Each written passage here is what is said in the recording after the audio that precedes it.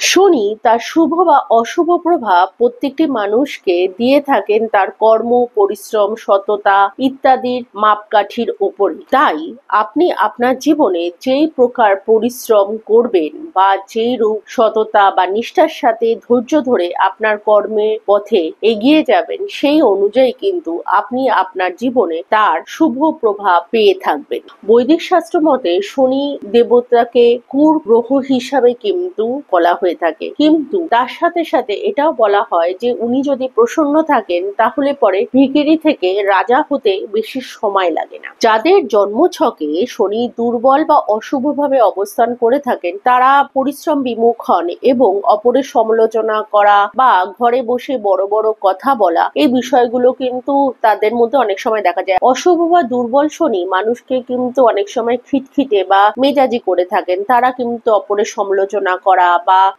অপরের কাজে খুঁত ধরাটা ভীষণ পছন্দ করবেন।